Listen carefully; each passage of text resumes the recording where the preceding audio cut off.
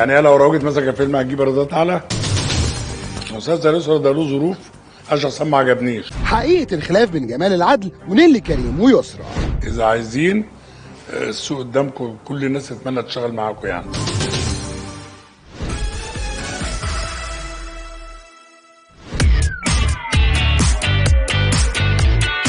الفيدباك اللي جاي لي والايرادات اللي جاي لي من بره اجمل بكتير حتى من مصر، انما راي الناس في الفيلم عجبني وده المهم. كل الناس قالت ان رمضان ظهر باول مره يظهر بالشكل ده ومثل بطريقه عمره ما مثل بيها وغيرنا له جلده وهو المطلوب اثباته يعني. فصحيح ان كل عوامل فيلم عزيرو رسمت له طريق النجاح، بس يمكن توقيت عرضه في الصالات ما خدمش الفيلم، وده بان من نسبة الايرادات اللي حققها. ضره طبعا، لان هو احنا نزلناه في الصيف، في افلام كتير نازله قبليه وافلام كتير نازله بعديه. اللي خد الجو او اللي نزل في العيد، كنا المفروض ننزل في العيد ما لحقناش ننزل، مش خوفنا ننزل زي ما نزل، ما لحقناش. لو كنا لحقنا كان احسن لنا، انما في الاخر وفي الاول توقيت العرض له مردود في حد ذاته. تاريخ العرض نفسه بتجيب فلوس ولا ما بتجيبش فلوس. دليل محمد رمضان في فيلم وهارلي اللي هو اقل من ده جاب فلوس اكتر من ده بكتير، لان كان توقيت عرضه مثلا في العيد. وغير السبب ده، الفيلم ده كان في منافسة مع فيلم محمد هنيدي مرعي البريد.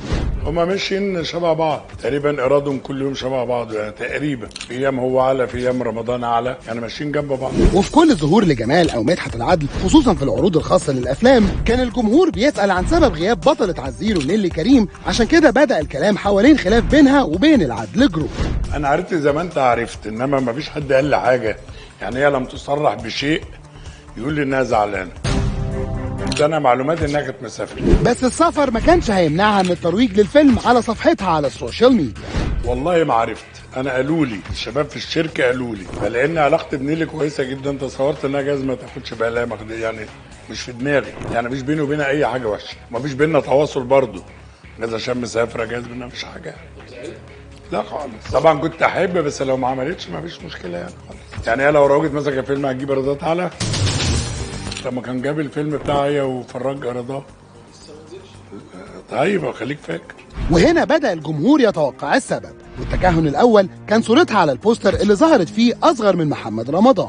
هي متصوره ورا فراج على فكره، في ضد الكاس لما فراج طلب يطلع معاه الافيش انا ما رضيتش، قلت له هي اهم منك بكتير، كنا تتصور وراه كده زي شاب صغير مش عارف اسمه ايه، وهي راضيه. اكيد مش زعلانه من رمضان، اكيد مش زعلانه من افيش رمضان يعني. انا بتكلم بالمنطق، يعني خليها ده فيلم نازل بعد ده، لما تتصور زي شويه شباب صغيرين وفرج قدامها هتزعل بقى ان اتصورت جنب محمد رمضان، بس محمد رمضان راسه على شويه من راسها؟ اكيد لا، متهيألي يعني كده، والا كانت كلمتني. بس اللي اتكلموا فيه هما الاثنين واتفقوا عليه ان مسلسل عمله نادره اللي تم عرضه في رمضان اللي فات هو الاخير ليهم سوا ضمن السباق الرمضاني. ولان انا متفق مع نيلي من قبل رمضان ان انا مش هشتغل رمضان تاني مع بعض، فما فيش مفاجاه لا ليها ولا ليا، انا متفق. في نفس الوقت اداره الفهم انا وصلت نيل للحته في منتهى الجمال. انا بقى بالنسبه لي حلو جدا ان يبقى معاك نجم سنين طويله وتفكر له وتعمل له، وحلو اكتر ان انت يبقى معاك نجوم كتيره تختار لها وتشوف المواضيع اللي تعجبها، وهي كمان يبقى معاها شركات تاني كتير. وكمان من النجمات اللي ارتبط اسمهم بشكل كبير بالعدل جروب هي يسرا، وعملهم الاخير سوا كان مسلسل الف حمد لله على السلامه الكوميدي. مسلسل يسرا ده له ظروف، انا شخصيا ما عجبنيش، او انا اللي بقول يعني، بس هو كمان اتعمل في توقيت ضيق جدا وظروف ضيقه جدا توافق ان احنا نعمله يعني في ظروف مش لطيفه، وبناء عليه انا كمان النوع الكوميديا ده ما بحبوش، ما يسمى بكوميديا الفرز، محتاج سمير غانم، لما نعمل كوميديا زي 100 وش اللي هي كوميديا الموقف.